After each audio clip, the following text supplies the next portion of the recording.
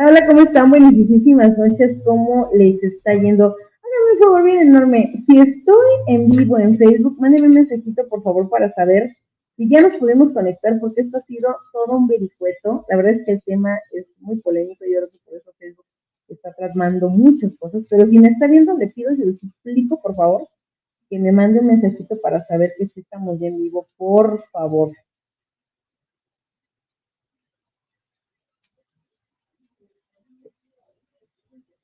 A ver, por favor, me mandan mensajitos, si es tan amable.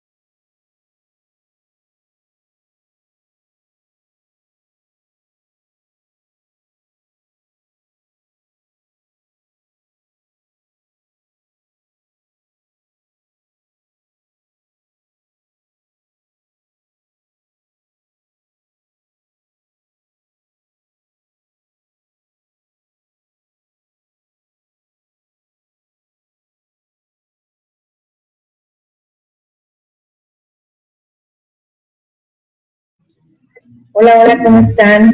Sí, nos estamos mirando. Cuéntame, por favor, porque estoy ya preocupada. No sé si estamos al aire, si no estamos al aire. De verdad, en serio, sí estoy preocupada. Ha sido todo un rollo regresar a esta pijamada. No sé qué nos está deparando el destino, pero el tema está buenísimo. No lo puede perder de vista. Creo que así ya estamos en vivo. Por favor, avísenme, díganme, denme señales de que sí estamos en vivo, por favor.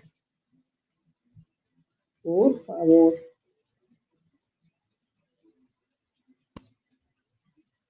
¿Sí? ¿Sí estaremos en vivo?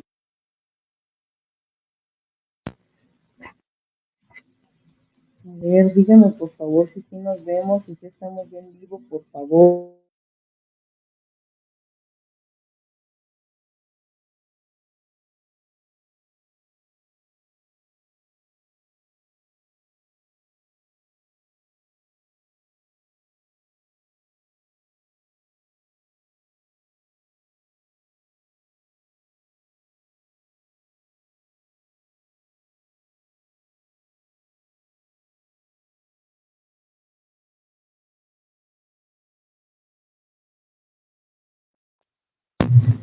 No sé si ya nos están mirando en vivo, por favor díganme si ya están, si ya nos están viendo, por favor, apiádese de mí porque no sé si efectivamente ya estamos o no estamos. Por favorcito, si nos hacen el honorable favor. Estoy aquí hablando muy elocuentemente yo y qué tal que a lo mejor nadie me está mirando. Entonces estoy preocupada, de verdad, estoy muy, muy preocupada. Si usted ya está conectado en la pijamada jurídica, dígame si lo está viendo, por favor, si es tan amable, porque yo estoy a punto de que me dé el tramapá. Luego aparte tenemos, de verdad, en serio, un programa de super mega lujo como para que no se vea hoy, de verdad, en serio. Ah, ya, mire, ya me dijeron que ya estamos en línea, que creo que ahora sí ya vamos a podernos saludar. A ver, vamos a ver entonces esta situación. Creo que ya estamos en línea, creo. Pero bueno, sin más preámbulo, déjenme ahorita, cuando menos, a ver si se está mirando. Es alguna lejana situación. Pero vamos a darle inicio. Yo si no, esto programa se va a quedar grabado. Pues bueno, buenas noches. Bienvenidos una noche más, un viernesito más. Yo soy su amiga y servidora Regina Vallecillo. Los saludo desde las paradisíaquísimas fronteras de la bella ciudad de los Diamantes Rojos, Irapuato, Guanajuato.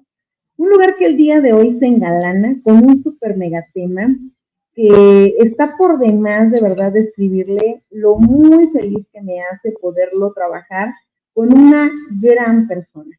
Aparte de que la quiero mucho, ella fue mi maestra en la maestría. Ay, dice que ya nos están mirando. Gracias, de verdad, en serio, por mandarnos estos mensajitos. Y ella es una persona tan linda, tan hermosa, Además de que es una gran ponente, es una gran catedrática, es una gran autoridad en el tema, le va a encantar. Le voy a leer un poquitito de su currículum. Ella estudió Derecho en la Facultad de Derecho de la UNAM, es maestrante de Derecho Constitucional por la misma Casa de Estudios, ha sido becaria en el Centro de Investigaciones Interdisciplinarias en Ciencias y Humanidades y en la Comisión de Derechos Humanos de la Ciudad de México. Trabajó en el Seminario de Filosofía de la Facultad de Derecho de la UNAM. Fue visitadora adjunta auxiliar en la cuarta visitaduría y posteriormente coordinadora de la delegación en la Comisión de Derechos Humanos de la Ciudad de México. También trabajó en la Defensoría de los Derechos Universitarios, Igualdad y Atención a la Violencia de Género de la UNAM. Actualmente trabaja en la Coordinación de Derechos Humanos e Igualdad de la Abogacía General de la misma universidad. Una gran ponente, una personalidad del mundo jurídico que aparte es muy joven, aparte muy guapa, tiene todo, ¿eh? O sea, de verdad, en serio. Y aparte, pues fue mi maestra. Y no le estoy echando poros para que me ponga 10, porque ya me lo puso. Así es que no se me preocupe. Vamos a darle la bienvenida a la maestra Delia. Ella, de verdad, en serio, usted merece escucharla. Va a ver qué bonito programa vamos a tener. Si usted tiene ganas de estar en un programa hoy para culturizarse, para hacerse sabedor y experto en derechos humanos, pues por aquí puede empezar. Sin más preámbulos, vamos a subir al escenario a la maestra Delia. Maestra, buenísimas noches, ¿cómo estás? Abre tu micro, por favor, y déjanos escucharte. ¿Cómo estás? Estoy muy emocionada, pero también muy contenta por esas flores. Es, es de verdad un honor saber esa percepción que tienes sobre mí.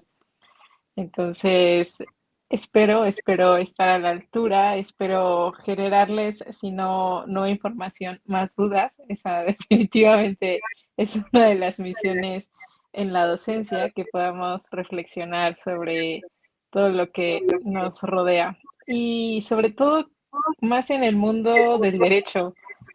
Pienso que en algún momento dejamos de cuestionar y nos volvemos meras personas repetidoras de lo que dice un código, de lo que dice un reglamento. Y bueno, eso es lo divertido también de estar en las aulas, de poder generar dudas. Así que muchas gracias por el espacio y también por ser tan comprometida con esta causa de la población LGBT, sobre todo por esto que comentábamos, ¿no? Que es un tema que sigue generando rechazo, pues así tal cual, sí, un rechazo hacia, pues lo tanto que hemos avanzado en el derecho. O sea, yo sí creo que más allá de lo que ya hemos avanzado en el derecho, nos falta más un avance social.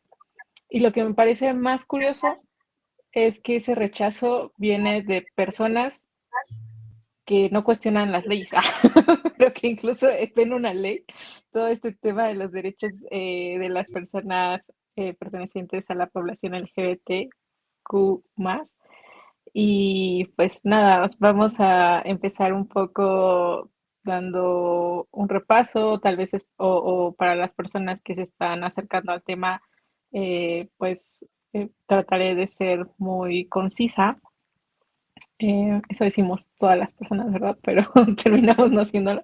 Entonces, sí, trataré de que sea lo más ameno, pensando también en este hermoso espacio que se llama pijamada jurídica. Entonces, creo que eso también es muy hermoso que podamos, pues, hablar sobre un tema que sí es que tiene ciertamente unas cuestiones técnicas jurídicas, pero que también nos atraviesa en nuestro día a día, como todo el derecho, ¿no? Al final todo el derecho nos atraviesa en nuestra cotidianidad. Eh, Seguramente, incluso ejerciendo el derecho, pues siempre se nos acercarán personas para ver un tema del que no manejemos, porque pues, está en todo, está en todo. Así que, súper rápido, para empezar,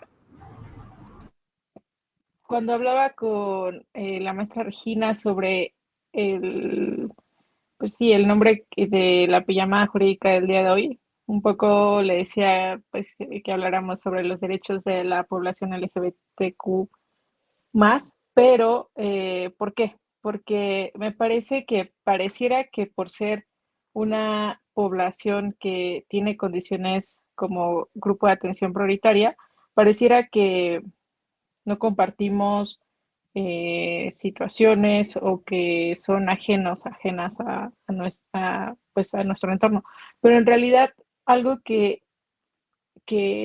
que eso también es muy humano del derecho, cuando se habla del reconocimiento a la identidad de género autopercibida de las infancias trans, lo que se dice es, y lo dicen en la Suprema Corte cuando deciden sobre ese amparo, dice es que son realidades que ya existen, no estamos hablando de que sea una enfermedad, eh, y por tanto no se trata de algo inventado, ¿no? Es que ya están. Entonces, ¿qué hacemos con esas realidades que ya están? Y que pues eso, ¿no? Creo que cuando entramos también a estudiar derecho, una de las cosas que siempre nos dicen es esta parte del respeto como eje también rector del derecho.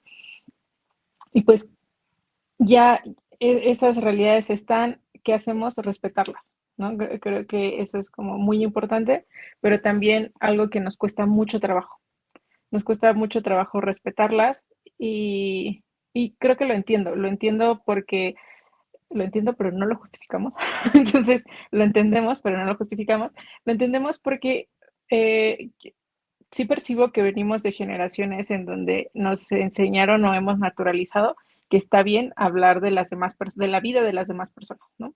Entonces, si hemos naturalizado tanto que está bien hablar de las demás personas, cuando hablamos de orientaciones sexuales, identidades de género o expresiones de género que son distintas a lo que normalmente vemos, nos sentimos con mayor superioridad de hablar de esas personas. Entonces, vamos a empezar un poquito a hablar de estos tres conceptos: identidad de género, orientación sexual, expresión de género.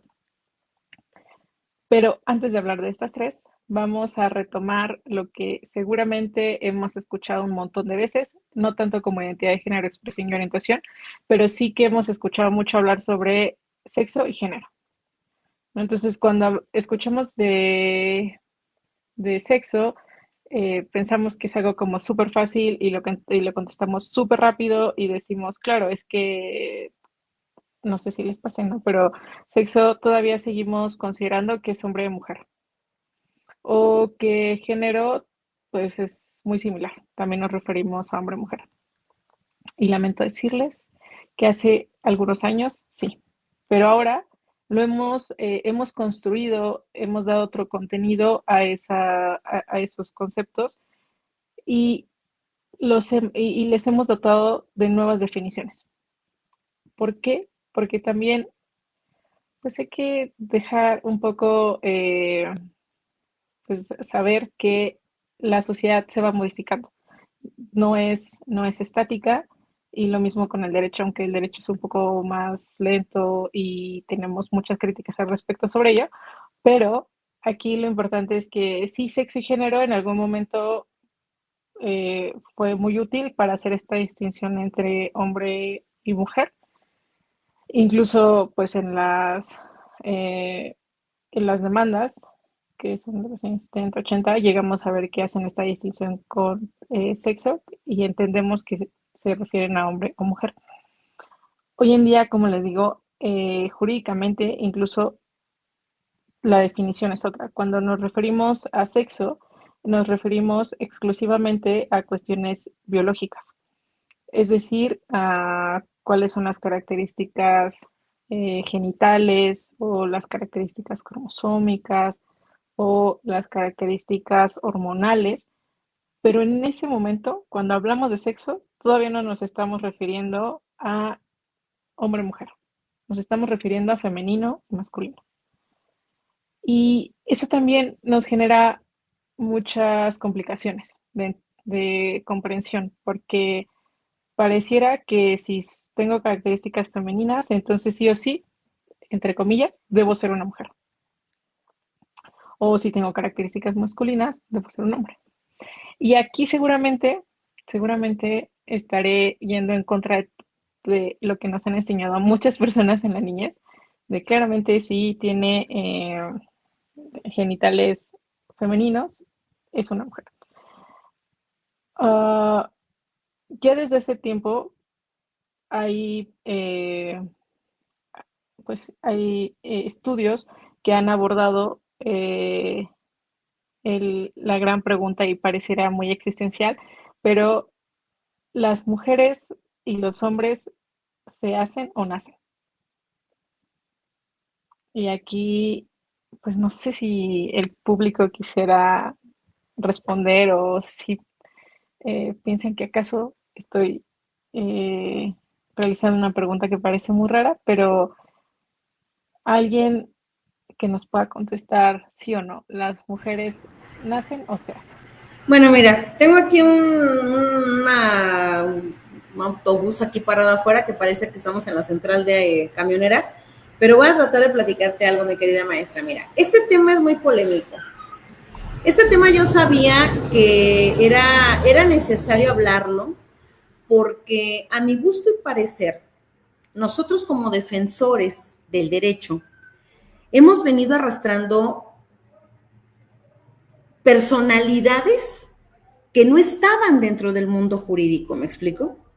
No era normal, y tú y yo lo sabemos, no era normal que una mujer, y estamos hablando de la época romana, para empezar existiera o tuviera un solo derecho. Después, ahí viene Justiniano con sus reformas, que es lo que más se acerca a una especie de derecho. ¿Qué te vas a escuchar unas trompetas? Porque a mis vecinos les encanta la trompeta. Sin albure, déjame decirte que ese sí es trompeta. Entonces, después viene esta evolución de los derechos de la mujer, ya lo sabemos, 1956, si no me equivoco, es cuando a la mujer se le permite en México votar. Cosas que ahorita las personas jóvenes que nos estuvieran escuchando dirían, ¿cómo es posible que ustedes no tenían esa oportunidad, no? ¿Cómo es posible que mi mamá o mi abuela no podía votar? Bueno, pues así era. Y después vienen a sentarse a la mesa de los derechos humanos los niños. Y ahorita traemos un rollo también en eso. Nuestros adolescentes, nuestras niñas y niños, tienen derechos que están súper mega protegidos, pero que no los respetamos. ¿De qué te sirve que los tribunales más altos a nivel internacional lo metan como el interés superior y el más protegido, cuando las personas que vemos todos los días o que estamos todos los días trabajando con niños, no hemos llegado a entender que ellos tienen opiniones y derechos de participar en ciertas cosas? Lo mismo pasa con la comunidad LGTBIQ+. Lo mismo pasa. Y en este mes de junio, que es el mes del orgullo gay, decidí traer a una experta para que nos platique de todo esto, porque le voy a decir una cosa. No podemos cerrar los ojos a una realidad.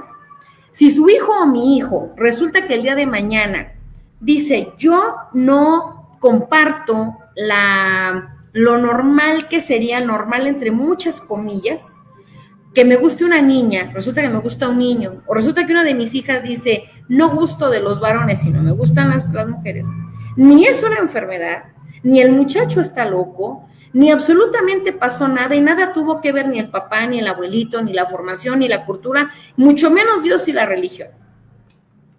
Yo sabía que este tema iba a causar escozor, y no me interesa, porque al fin y al cabo son derechos que ya se conquistaron, derechos para visibilizar. En el artículo primero constitucional, ahora con esta reforma que surge en el 2011, resulta que dice que todas las personas, no habla ni de mexicanos, ni de gringos, ni de solamente los morenos, no. Nosotros estamos hablando de todas las personas, y esas todas las personas gozarán de los derechos que esta Constitución reconoce, que están establecidos en la misma, así como de los tratados, los que existen en los tratados internacionales, todos los derechos humanos, sí, que existen. Y ellos forman parte, son humanos. Yo me acuerdo mucho que mi papá, pues imagínate, nació en 1928, decía, ¿no? Decía así tal cual. En mi familia no hay ni cegatones, porque nadie usaba lentes, ni personas gays, pero obviamente lo decía con M y terminaba con cones. Entonces, él decía que eso no había en su familia. Cuando de repente, uno de mis sobrinos, pues resulta que se desvive, ¿no? Y dice, yo no gusto de las chicas.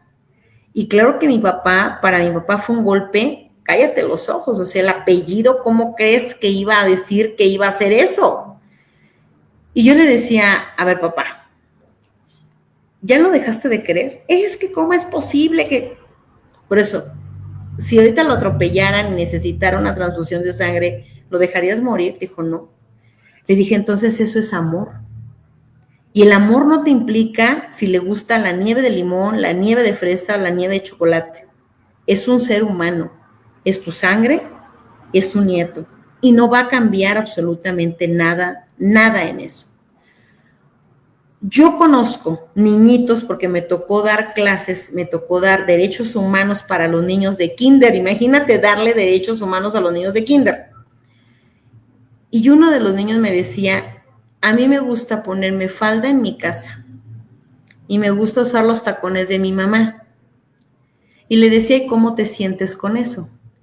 Y me decía, muy bien, sobre todo porque mis hermanas me permiten jugar con ellas.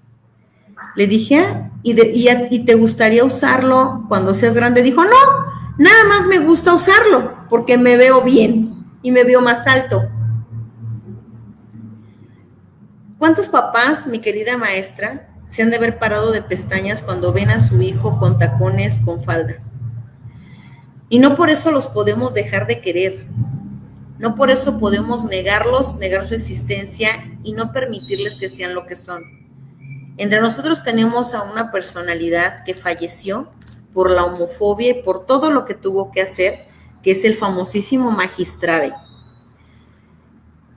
Yo podré tener convicciones personalísimas, maestra Delia, que no las voy a vertir en este programa, porque en este programa lo ve mucha gente, gracias a Dios, y va a estar reproducido por muchas personas. Si en mi ámbito personal considero apropiado o inapropiado, ese es mi ámbito personal, pero como abogada, es el derecho que tiene de manifestarse. Que no lo hizo en las instancias correctas, dime dónde dice que esas son las instancias correctas. Cuando tenemos a varios filósofos de la antigua Grecia que eran más gays y que gustaban de los mismos varones, de mujeres, beso entre tres y lo que le seguía. Y los seguimos teniendo como grandes avatares de la filosofía actual.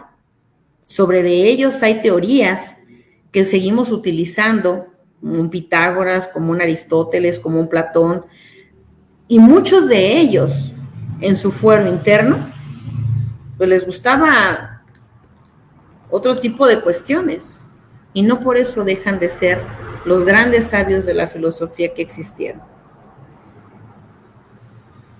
No nos van a contestar, sí nos van a contestar, no sabría decirte, mi querida maestra. Lo único que te puedo decir es que el programa es todo tuyo y nos encantaría que nos ilustraras, porque hoy por hoy, ante un juicio, fíjate lo que te voy a decir, ante una instancia de materia penal, yo ya llevé un juicio donde un papá estuvo a punto de matar a su hijo de preparatoria porque es gay. Y él lo manifiesta, y él se maquilla, y él se pinta, y él dice, yo no soy un niño, yo quiero que me llamen Estrellita. Cuando la juez, una juez preciosa que tenemos aquí en Irapuato, que la adoro con alma, le mando un saludo a la maestra Lourdes Murillo, le dijo, a ver, señor, y planteó toda la razón, que es una audiencia preciosísima que tuvimos nosotros, decía, con fundamento en el artículo 1 constitucional, en los tratados internacionales donde las personas LGBTIQ+ tienen el derecho a ser reconocidas y visibilizadas, así como las reglas de Brasilia que hablan de los grupos vulnerables, los derechos de los niñas, niños y adolescentes, y a ser reconocidos y llamados por como ellos gusten, me voy a dirigir a partir de ahorita en el género que él se considera, que en este caso es Estrellita y es una niña. Y así la voy a nombrar. No sé, yo adoré esa audiencia.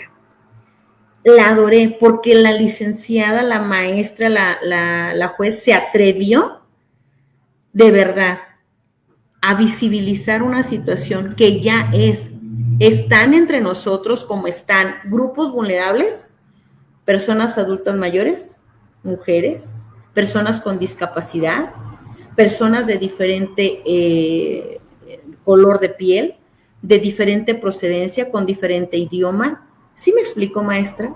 Entonces, si las personas gustan de decirnos o manifestarse, qué preciosidad. Y si nos quedamos tú y yo en el programa solitas, ni te me preocupes, porque esto va dirigido a un público que tiene ganas de hacer de México y del mundo algo mejor. Nada tiene que ver si la persona de la cintura para abajo son sus historias, absolutamente no tiene nada de malo.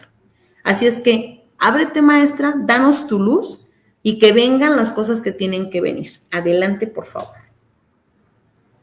Pues mira, esto que nos comentas de la jueza me parece un gran acierto, sobre todo porque cuando hablaba de cómo minimizamos a las personas por su orientación sexual, expresión de género o identidad de género diversa, hace mucho sentido porque, por ejemplo, la Convención de CEDAW, que es para eliminar la discriminación contra las mujeres, pues es muy viejita, es de 1981. Bueno, yo digo viejita, ¿no?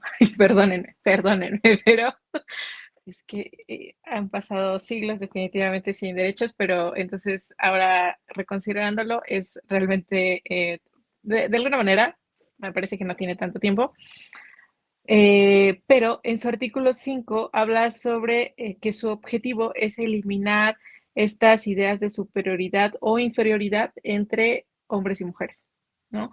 Y luego, ¿qué pasa? En 2006 se emiten unos principios que se llaman principios de Yogyakarta, y entonces en el 2006 estos principios también van muy orientados a hablar sobre eliminar estas ideas de inferioridad, sobre todo de inferioridad, respecto de las personas pertenecientes a las diversidades sexuales.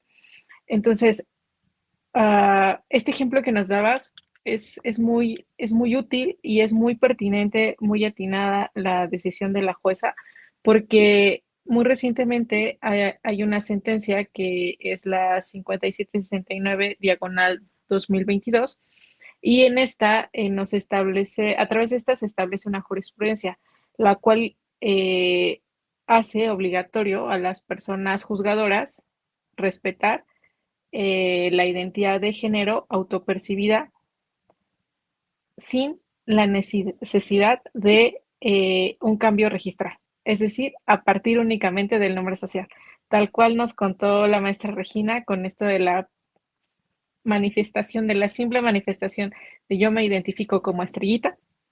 Entonces, hacer esa anotación en el auto y a partir de ahí ocupar estrellita todo el tiempo, no el alias, no el IO, no una diagonal, solo estrellita.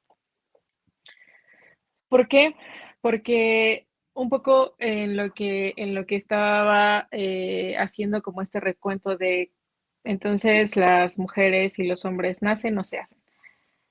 Al final entendemos que estas definiciones de qué es un hombre y qué es una mujer anteriormente eran muy estrictas, ¿no? Entonces, en un esquema muy tradicional, si por la genitalidad, es decir, estas características sexuales, parte de estas características sexuales, al nacer nos identificaban como mujeres por la genitalidad externa, en este caso, por ejemplo, hablando de manera muy gráfica, la vagina, entonces decían, pues es una persona con una vagina, entonces, por tanto, mujer. Y básicamente en esta construcción muy tradicional era si eres mujer, te tiene que gustar un hombre.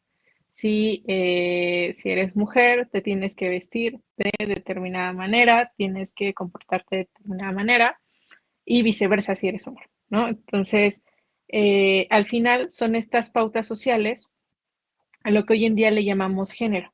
Es esa construcción social que nos va dando pautas de cómo nos comportamos de acuerdo a la identidad que nos asignan, pero que generalmente esa identidad es asignada pues a partir de estas características sexuales.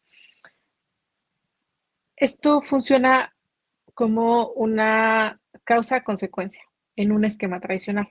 Hoy en día sabemos que no somos determinados, que no somos personas determinadas por nuestras características sexuales. ¿Esto qué quiere decir? Si yo nazco con una genitalidad femenina, no significa que esté obligada a autopercibirme como una mujer. Es ahí donde yo tengo esa libertad de autopercibirme como, básicamente, como yo lo esté determinando. Si me identifico como mujer, si me identifico como hombre, si me identifico como una persona no binaria. Y es ahí a donde creo que cuando llegamos a ese punto, a muchas personas nos estalla la cabeza porque pues es un mundo que generalmente no nos presentan desde la niñez y que de hecho nos lo manejan como algo no deseable, ¿no? Como esto que nos comentaba la maestra Regina. Eh, y así como la maestra Regina nos trajo a colación esta historia del niño que se sentía o que se siente como utilizando una ropa que está pensada tradicionalmente para las mujeres o las niñas, eh, de igual modo, también hay historias en donde, pues es que al final también le hemos dado una, un- le hemos dado a la ropa un género, ¿no? Como las faldas se utilizan únicamente por mujeres y los hombres no utilizan faldas, ¿no? Pero pensemos en el género, como el género es una construcción social y también se da en un contexto determinado. eh, lo hemos comentado muchas veces y también es un ejemplo muy recurrente. En Irlanda los hombres ocupan falda, ¿no? Y es algo muy propio de su entorno cultural. Entonces, pues como les digo, ¿no? Básicamente es cómo esta construcción social nos va dando pautas o no y cómo parecemos desafiar esas pautas o no también en determinado contexto. Hace 40 años era impensable que las mujeres ocuparan pantalones porque era una prenda que se veía prioritariamente o de hecho exclusivamente para los hombres.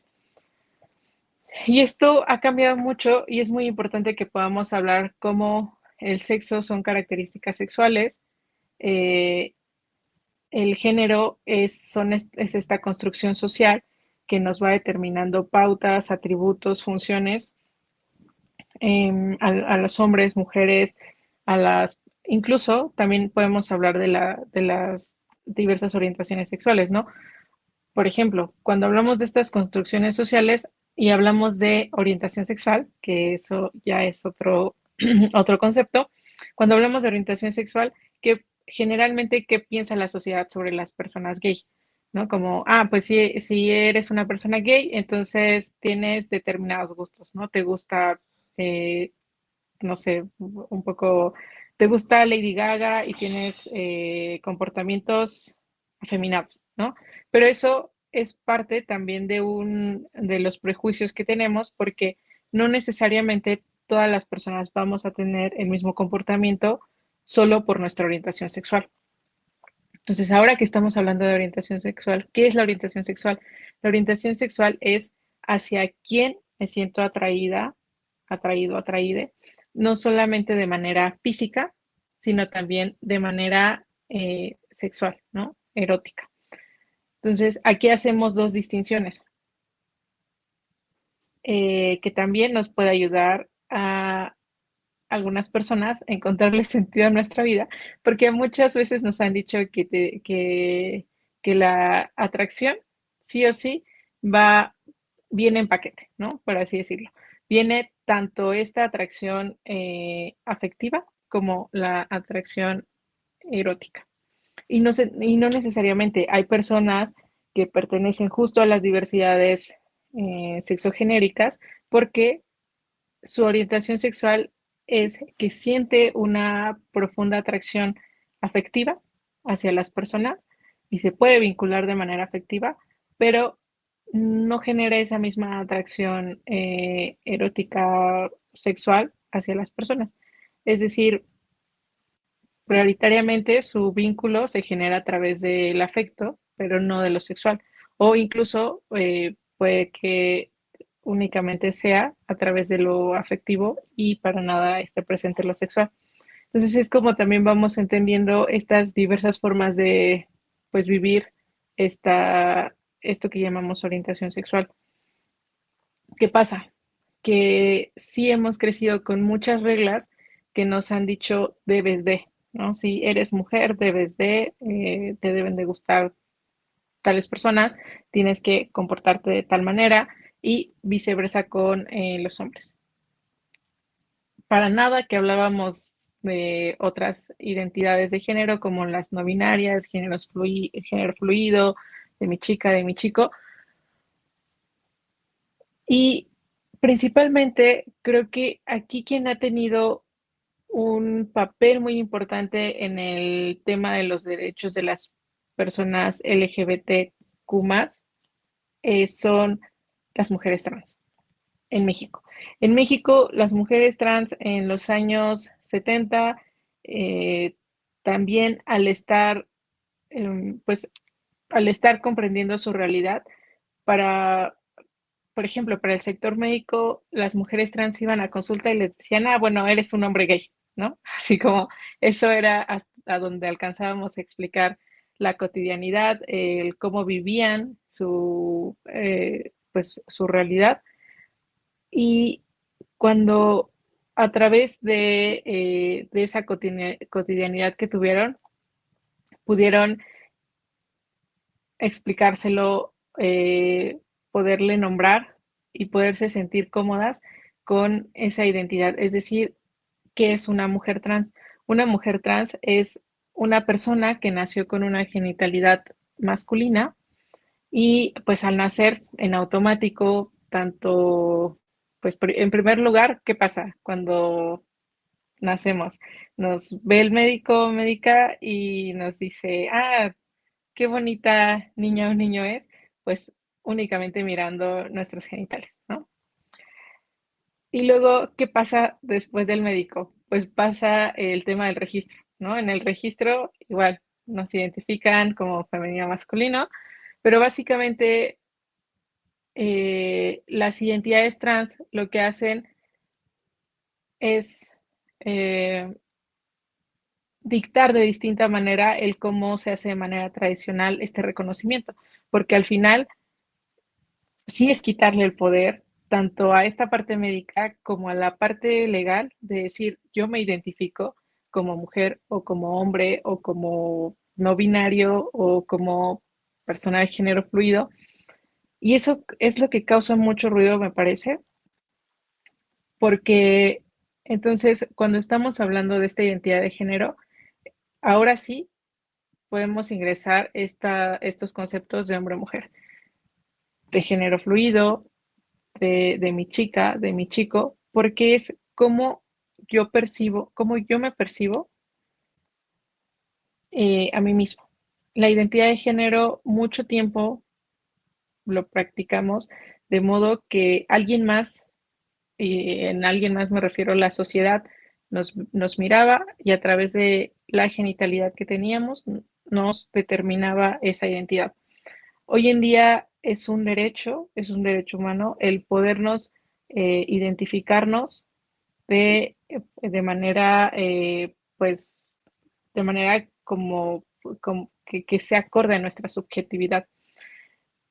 La identidad de género atraviesa con otros derechos, como este libre desarrollo de la personalidad, Y cuando hablo de libre desarrollo de la personalidad y escuchamos a los testimonios, sobre todo de las mujeres trans, que hoy en día son personas adultas mayores porque ya tienen más de 60 años, nos cuentan, ¿no? El hecho de yo poderme identificar como una mujer trans, para mí eh, es una autorrealización, es prácticamente un eje de mi vida que hace posible que yo pueda vivir con felicidad, ¿no?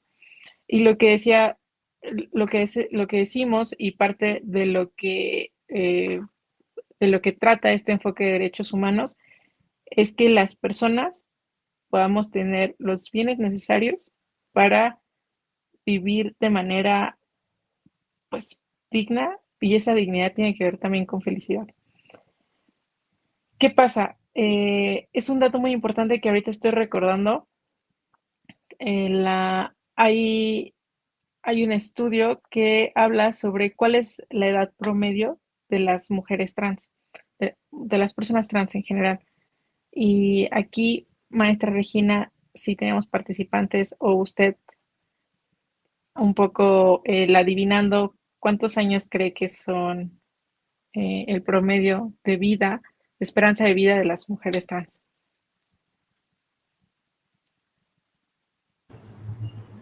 No sé, 60 años. ¿Tenemos alguna participación ahí? Solo Déjame ver. Te digo que andan hoy haciéndose muy quebrientos todos. Espérame, ¿qué te digo? Ah, sí, mira, ya tenemos comentarios, pero no los puedo ver por acá. No tenemos datitos, no tenemos ahorita, pero déjame ver quién quiere participar. un poco para ir, esto también se trata mucho de sensibilizar.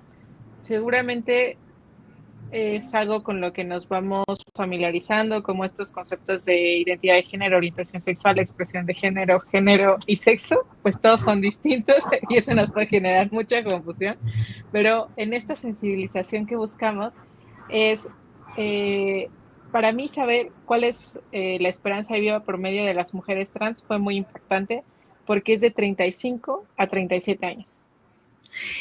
O sea,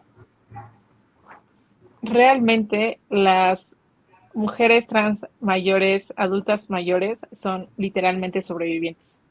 ¿Cómo crees? Sí, y así, y creo que también eso es algo de lo que son muy conscientes, eh, lo difícil que ha sido poder defender su identidad. Porque justo en estas historias que nos comparten, y que es muy valioso también aquí haciendo pues uso del espacio que nos brindas, maestra, es hablarles de que las mujeres trans al tener pues esta esperanza de vida tan corta eh, en el siglo, pues en este siglo, es increíble, ¿no? A mí me parece terrible que su esperanza de vida sea de 35 a 37 años. ¿Y cuáles son las causas principales? Pues justo el rechazo de las familias. Este rechazo también trae como consecuencia que muchas no puedan continuar con sus estudios porque también son corridas de casa. Esta criminalización hacia o la peligrosidad, pues la supuesta peligrosidad que, que, que, que ven de parte de las mujeres trans. O sea, por ejemplo, hemos tenido pláticas eh, con el sector médico y hay médicos que consideran que en sí mismo las mujeres trans son un riesgo para el resto de las mujeres, ¿no? Pero al mismo tiempo, lo valioso es que también hay personal médico que ya no tiene estos prejuicios y que dice, pues claro que no, o sea, como cualquier persona, claro que puede tener cierta pues cualquier persona puede ser peligrosa, ¿no? Cualquier persona puede faltar al respeto, pero tenemos protocolos. Entonces, no hay un motivo justificable para negarle un servicio de salud a las mujeres trans. Eso es lo bueno, pero también vemos que hay esta resistencia y estos prejuicios hacia esta población trans.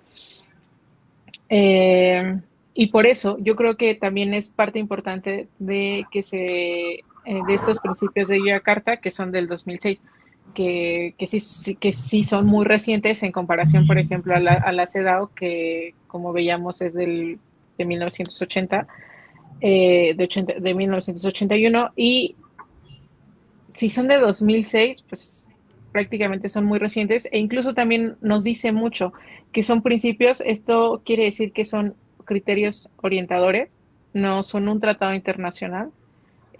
Lo bueno es que también vamos avanzando hacia el reconocimiento de estos derechos y lo que bien decías, en México pues está reconocido a través del primero constitucional, que todas las personas tienen los mismos derechos sin importar estas diversidades, y que más bien estas diversidades deben ser tomadas en cuenta para poder, con un enfoque diferenciado, pues darles este acceso a estas condiciones que sean necesarias para que puedan ejercer sus derechos, ¿no? Y que o sea, que no pasa nada, ¿no? Que no, que no pasa nada si no se reconoce el cómo se identifican, pero sí que pasa y pasa mucho, porque también lo que nos dice la Comisión Interamericana de Derechos Humanos emitió una opinión consultiva, que es la 24/2017, y en esta nos dice que una de las principales violencias que viven las personas trans es que les malgenerizamos. Esto quiere decir que de manera intencionada no respetamos sus pronombres, los adjetivos o pues los adjetivos que estén en concordancia con el cómo se identifican. ¿Esto qué quiere decir? Si alguien, como decías, maestra Regina, que ella dijo, me identifico como Estrellita y mi pronombre es ella, ¿no?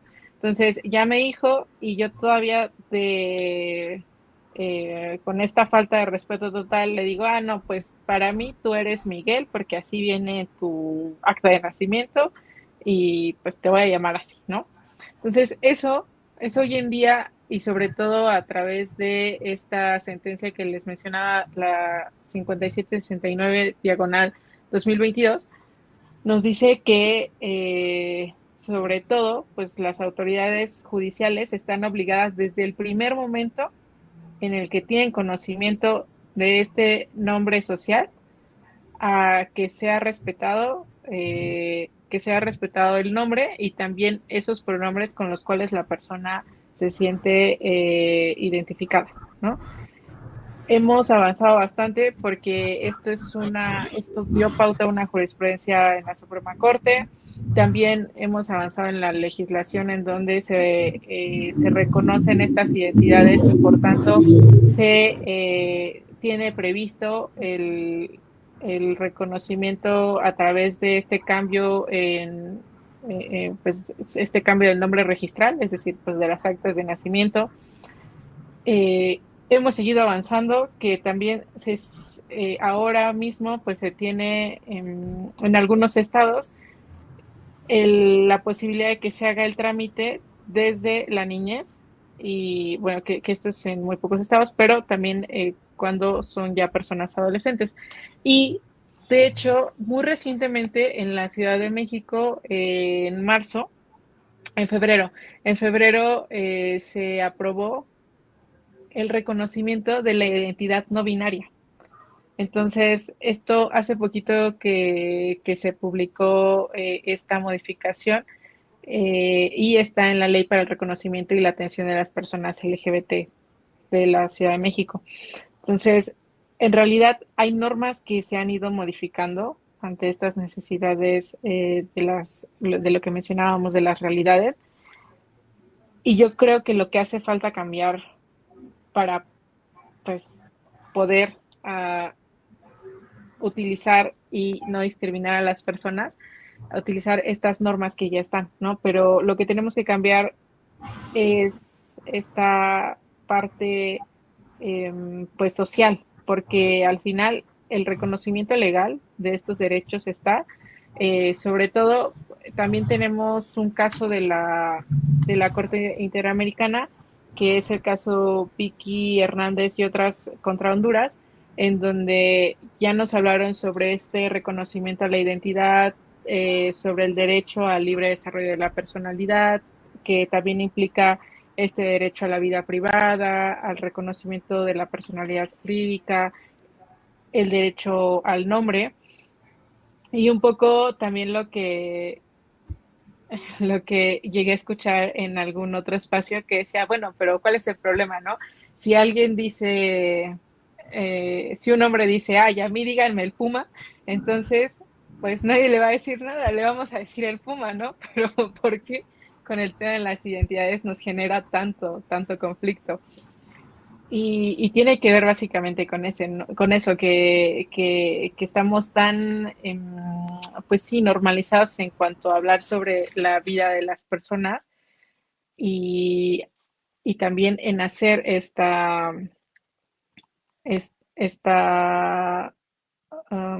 en considerarles como inferiores por no estar adecuados a este sistema que llamamos binario, ¿no? Cuando solo hablamos de hombre-mujer. Y que ya hay más que eso, que ya esas realidades ya existen, ya existían desde hace mucho tiempo, y que también las mismas mujeres trans adultas mayores nos refieren, ¿no? No es que estemos de moda, o sea, no es una cuestión de moda, sino es más bien que ha existido una conquista de derechos que hoy sigue siendo difícil el, el mencionarse como una persona trans, pero antes em, no quiero decir que antes las condiciones eran desfavorables de distintas maneras. Lo que nos cuentan es que existía,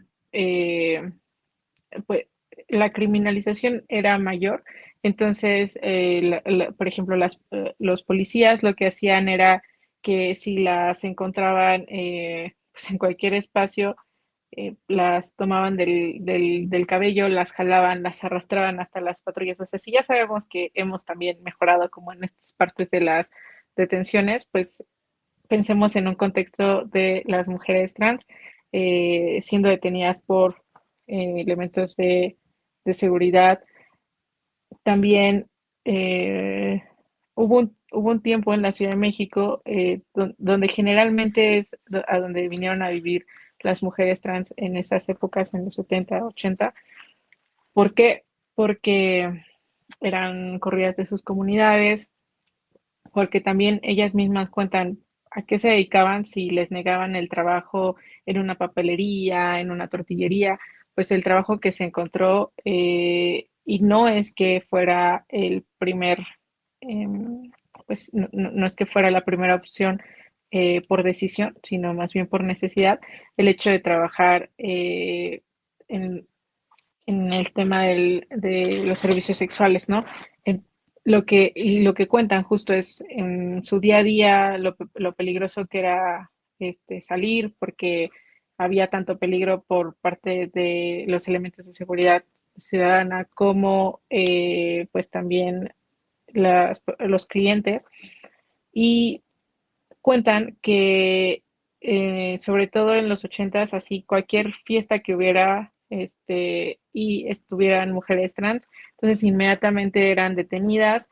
El tema de pagar una fianza eran costos elevados y pues era muy difícil como realmente poder em, vivir acorde a esa identidad, acorde a el cómo, pues cómo se sentían cómodas, ¿no? Se sentían cómodas, sí, pero también con miedo y también con esta inseguridad.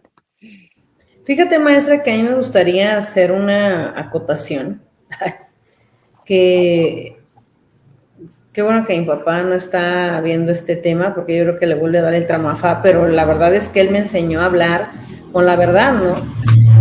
todas estas mujeres, por los registros que nosotros tenemos, porque yo vengo apoyando el movimiento desde yo tenía 16 años, cuando conocí a las primeras personas con preferencias sexuales diferentes.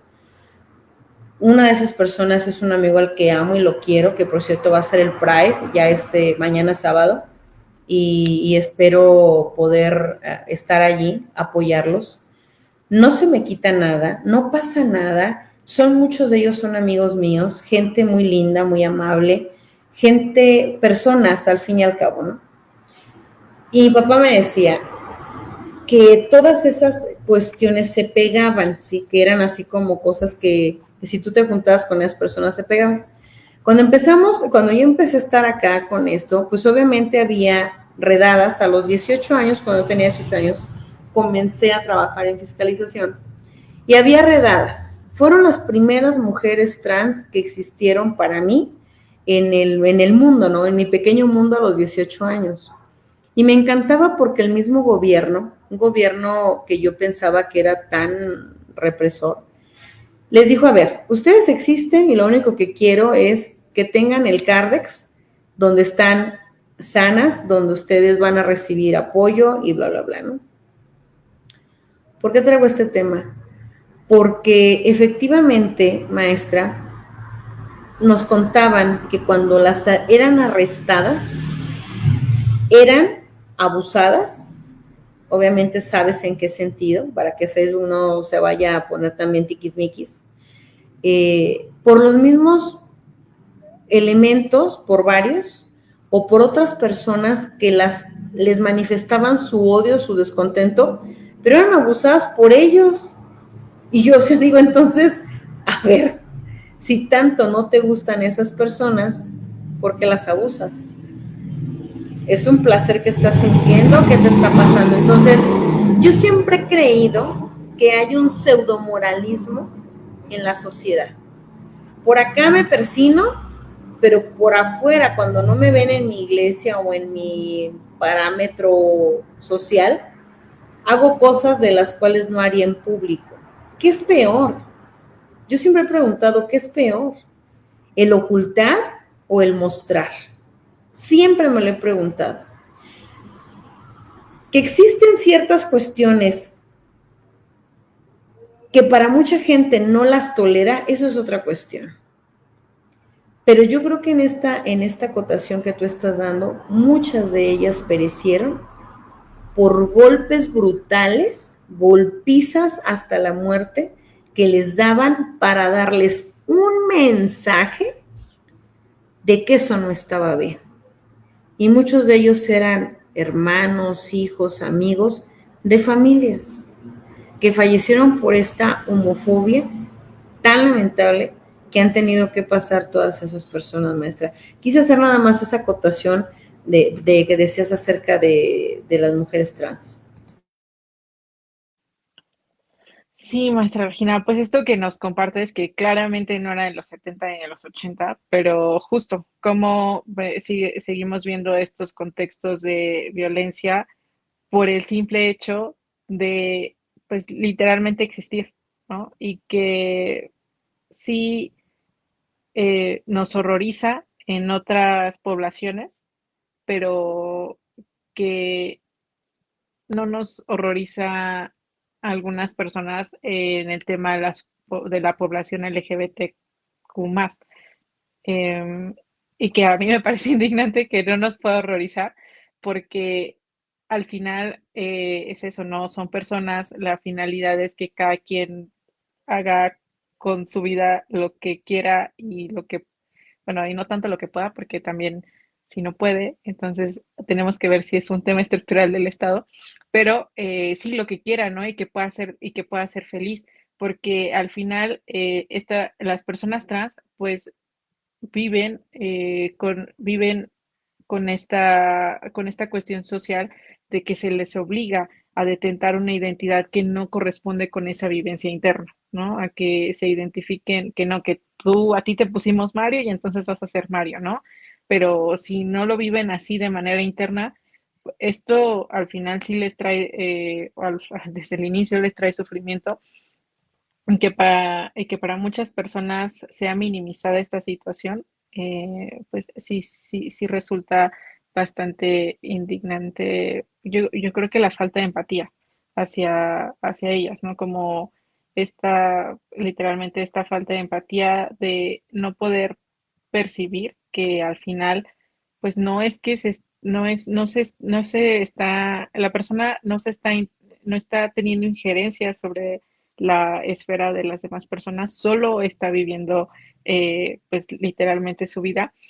Y también dentro de estos desafíos que tienen las personas trans, sobre como un poco hablando sobre todo de ellas, eh, es que a mí también me genera em, pues esta reflexión desde donde lo he escuchado, que nos dice, ¿no? Para algunas personas trans, eh, el tema del reconocimiento en las actas registrales, pues sí que es un tema prioritario, ¿no? Pero para muchas otras personas trans ni siquiera saben que es un derecho, ¿no? Porque pues para muchas sigue existiendo un contexto muy difícil que su primera prioridad no va a ser el tema de cambiar esta acta registral, sino de pues sobrevivir, ¿no? Ante estas dificultades y adversidades que la sociedad genera, ¿no? Que no es su forma, su vivencia interna, sino es cómo la sociedad toma esa vivencia interna que tiene la persona. Y lo que, y también pues, em, el que no pueda ser reconocida la persona, pues le genera también otras afectaciones a sus derechos, ¿no? Como el propio derecho pues, a tener protección contra esa violencia, o lo que decías, cómo tenemos este discurso que por un lado nos unimos a esta sociedad que criminaliza a las personas trans, pero por el otro, em, realizamos pues lo que comentabas, ¿no? El tema de los policías que abusaban de las mujeres trans. Eso también me recuerda, aparte de estas historias de las mismas mujeres trans, como una de ellas nos contaba, ¿no? A mí me corrieron de mi casa, mi padre me corrió de mi casa, me dijo que me iba a ir al infierno, tal. Y ya ella trabajando, pues dedicándose a la vida galante, como dice la maestra Regina, para que Facebook no nos cancele nada, pasa que se encuentra a su padre acudiendo a esos servicios. Y él corriendo a a la mujer de la casa, a su propia hija. ¿Por qué? Porque supuestamente era lo peor del mundo y haciendo esto, pues básicamente la doble moral que nos comenta la maestra Regina. Entonces, sí que lo que quiero que pues tengamos presente es que ya existen estos criterios por parte de la Suprema Corte, donde el nombre social, el juzgador, tiene esa obligación de respetar la identidad de género de la persona, reconociéndole su nombre social en las actuaciones judiciales, ¿no? Entonces, basta con que la persona refiera cuál es su nombre social y cuál es el pronombre elegido, es decir, si es ella, él, ella, y con eso debe ser suficiente para que el juzgador haga esa anotación inicial y en lo subsecuente únicamente haga uso de ese nombre social sin utilizar el IO, el alias ni la diagonal, que seguramente muchas de nosotras en el ejercicio profesional hemos visto. Entonces, eso es una forma también de poder eh, reconocer esa identidad autopercibida y vamos a familiaricémonos con este lenguaje nombre elegido, nombre social, que es distinto al nombre registral, que pues nos referimos a esta acta de nacimiento. Y también es algo que quisiera también comentar con ustedes, es cómo hay formas de cómo visualizamos a estas concepciones de hombre-mujer manejándonos en lo binario porque solo tenemos esto de vi-dos como hombre-mujer, pero también tenemos otras identidades, como les decía, género fluido o el no binario, que está reconocido en un instrumento normativo de la Ciudad de México, por ejemplo. Pero, ¿a qué voy con esto? A que eh, prácticamente esta cuestión de el nombre social anteriormente, esta parte de las corrientes, ¿no? Tenemos, por un lado, ya me estaba perdiendo. Por un lado, tenemos el esencialismo, ¿no? El esencialismo en esta parte como de cómo entendemos las identidades de género. En el esencialismo decimos, es suficiente si la persona tiene esta genitalidad femenina, con eso es suficiente y para mí es mujer, ¿no? Porque tiene lo necesario como lo esencial. Entonces, con esto necesario, que es su genitalidad, para mí ya es mujer. O viceversa, la genitalidad masculina y con esto es suficiente, necesario, esencial para que yo considere que la persona es hombre. Y también tenemos otra corriente que es biologicista. Esto quiere decir que hay cierta configuración biológica que nos determina. Entonces, ¿qué nos dice esto? Si tú tienes características sexuales femeninas, nos va a determinar ciertos comportamientos, ¿no? Como lo hemos visto a través de la historia, pues por ejemplo con estos derechos de las mujeres, cuando se discutió lo del voto, ese es mi ejemplo favorito, cuando se discutió lo del derecho al voto a la mujer, pues se discutía como, es que tiene, pues tiene estas características, o sea, en esos años no lo dijeron así, pero tiene características sexuales femeninas y pues claramente no va a pensar igual que el hombre, ¿no? Entonces, si le damos el voto, ¿quién va a votar? Pues va a ser un voto extra para el hombre, porque el hombre va a decidir, porque él sí sabe qué es lo mejor, ¿no? O cómo va a ejercer el voto. Entonces aquí en este enfoque biologicista lo que nos dice es que si tenemos determinadas características biológicas nos van a determinar. Y como les decía, en el esencialismo nos dice como, pues tienes esta genitalidad, entonces ya es suficiente y eres mujer. ¿Qué pasa con estas dos? Pues que sí nos han generado un conflicto en este reconocimiento de derechos, porque cuando hablamos del esencialismo, eh, para muchas personas, una mujer no es mujer si no tiene un útero, ¿no? Por ejemplo, o si no tiene una vagina, ¿no? Entonces, ¿qué ha pasado? Pues que claramente las personas que pertenecen a las diversidades sexogenéricas han dicho, bueno, es que esto pues prácticamente nos limita el derecho, porque incluso también parte de sus argumentos es, pensemos, no todas las mujeres que son cis, y también hay otro nuevo concepto, así que les voy a encargar, por eso les digo que me gusta mucho el tema de poder hablar sobre derechos humanos en general, porque el chiste es que nos vayamos con dudas y que podamos explorar. Eso es parte me parece lo divertido de la vida, que podemos seguir aprendiendo siempre. Entonces, cuando se trata de mujeres cisgénero, es decir, estas mujeres que nacieron con las características sexuales femeninas y que sus padres dijeron, claro, es una nena, y al crecer, esa nena se sigue identificando como nena porque se siente cómoda con esa identidad, son mujeres cis. No todas las mujeres cis tienen útero y no por eso dejan de ser tan mujeres como las demás.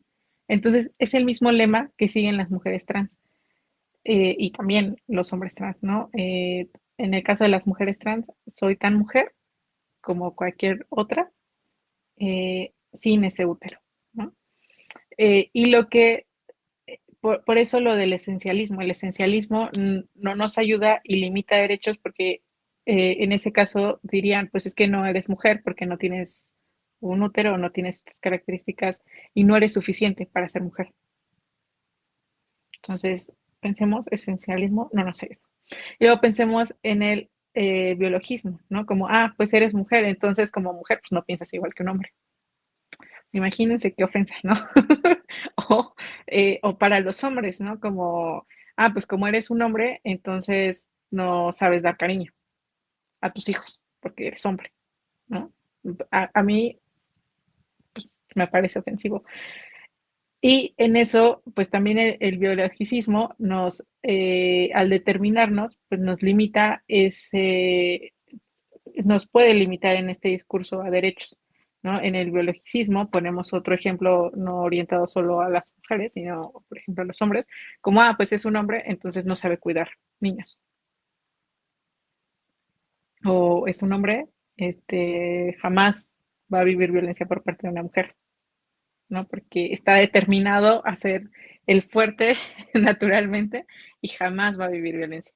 Vemos cómo estos enfoques nos traen dificultades y pensemos más bien en un enfoque que nos ayude a mirar estas diferencias o estas condiciones, pero para ver cómo la persona sí puede ejercer sus derechos.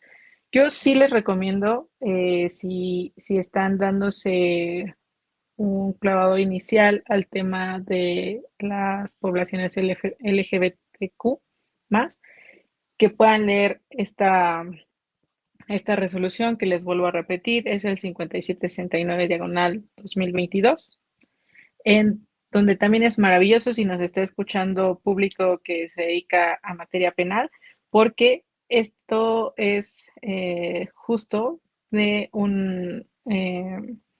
de una, de un caso en el que se estaba abordando sobre si la persona adolescente trans había o no hecho corrupción de menores. Y al final el juzgador dijo, si bien no es un concepto de violación, el tema del reconocimiento del nombre social en el procedimiento judicial, yo me voy a pronunciar porque vi esta mala práctica. Es decir, que le nombraran en varias de las actuaciones conforme a su nombre registral o su nombre legal, a pesar de que la persona adolescente trans había manifestado que su nombre social era tal y con ese se identificaba, ¿no? Y que pues, se identificaba como adolescente, como mujer adolescente trans. Entonces, para personas que también les guste o estén ejerciendo el tema de justicia para adolescentes, el sistema de justicia penal para adolescentes, esta también es una buena sentencia para reflexionar. Y si no, también está la opinión consultiva que les mencionaba, que es la 24/2017, y este caso de la Corte Interamericana de el caso Vicky Hernández y otras contra Honduras, porque es tanto la opinión consultiva como el caso han sido dos criterios. La opinión consultiva es orientativa, el caso de Vicky Hernández y otros contra Honduras es un criterio obligatorio para el Estado de México, bueno, para el Estado mexicano como tal. Entonces, uno es orientativo, otro es vinculante y lo que hizo la Suprema Corte a través de sus sentencias fue emitir criterios vinculantes sobre este derecho de las personas trans, pero también pues vemos que hay ya muchos criterios sobre este derecho a la orientación sexual, que tiene que ver con este derecho a la vida privada, y también la expresión de género, ¿no? Que no estamos determinados, que no es que tengamos que vestirnos de cierto modo para ser mujeres o para ser hombres o para ser personas no binarias, por ejemplo. Al final el tema de la identidad de género es subjetiva, entonces lo determina únicamente la persona y pues las características sexuales, como les decía, no tiene por qué determinarnos derechos.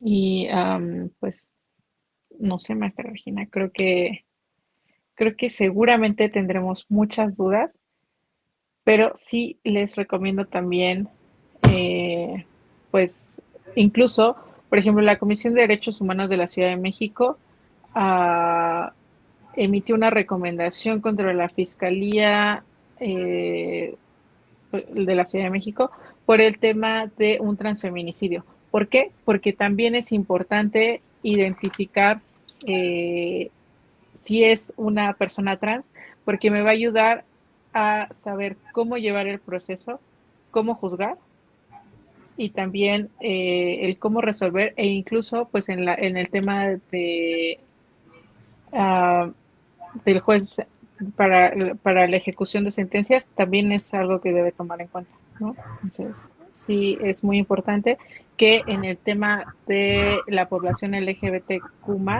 sepamos que también aplica la perspectiva de género. Fíjate, maestra, que nos están ahorita, es que, ¿qué crees que no puedo ver los comentarios acá? Facebook me cerró el canal en el aspecto de, me restringió los que lo podían ver. Ya traté y está restringido. Es rarísimo porque, por ejemplo, cuando nosotros terminamos una transmisión, las transmisiones son de 1,600 personas viendo el en vivo, ¿no? Y ahorita solamente tenemos 206 reproducciones, entonces es raro. 8 personas solamente conectadas, es raro. Este tema yo sabía que iba a causar un poquito de escozor. Pero me gustan mucho los comentarios que he podido capturar ahorita de varias personas. Me está diciendo Daniel Barragán, dice, acabo de tomar una capacitación por parte de la Dirección Académica de PRODEG sobre estos temas y realmente es un tema delicado y complicado que aún no está claro cómo deben manejarse. Yo cuestioné que si había algún departamento o dependencia donde puedan atender de manera especializada estos temas y la respuesta fue que como tal no hay.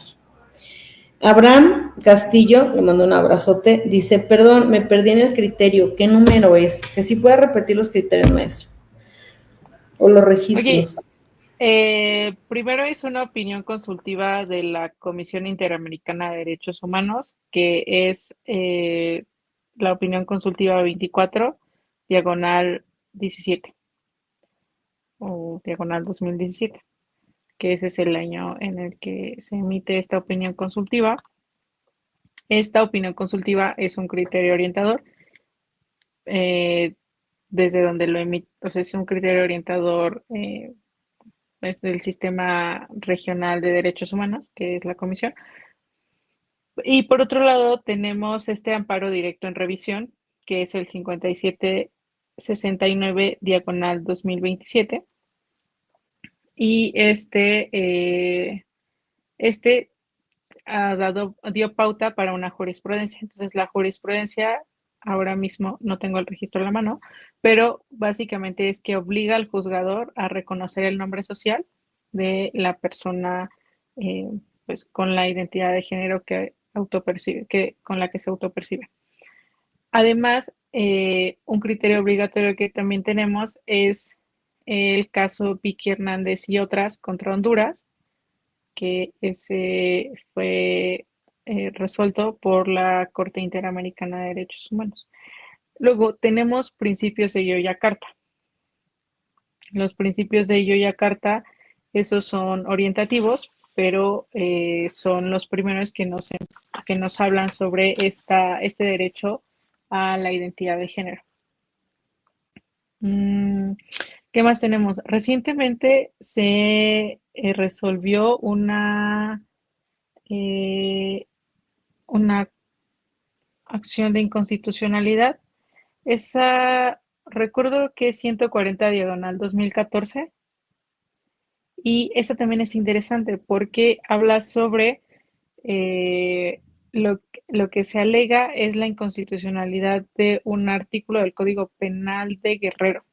Y ese artículo lo que dice es que marca la excepción uh, para que los padres pues no se les acuse de realizar algún procedimiento, eh, pues para que pues su hijo o hija mmm, desistan de identificarse de una manera, pues pues de manera libre, ¿no?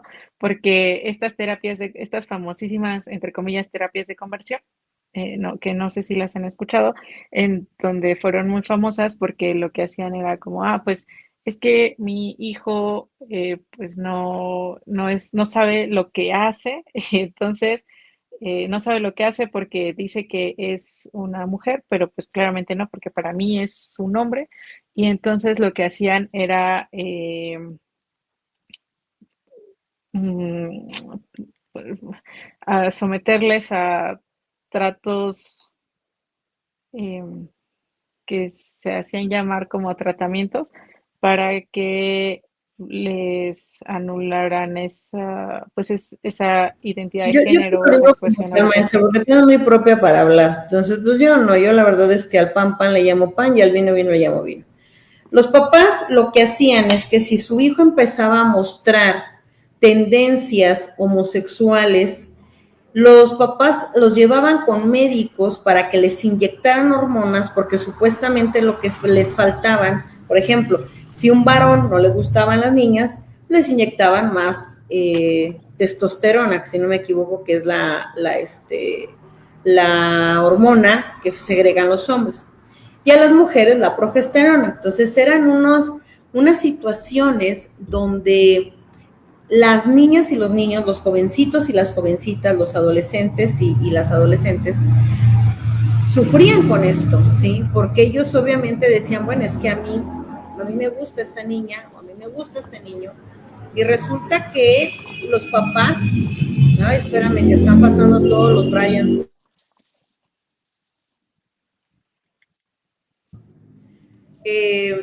Los papás lo que hacían era llevarlos para que les inyectaran esas hormonas, esas deficiencias que tenían, y pues obviamente hicieron un destrozo en el proceso corporal de varios niños, ¿no? Y de varias niñas.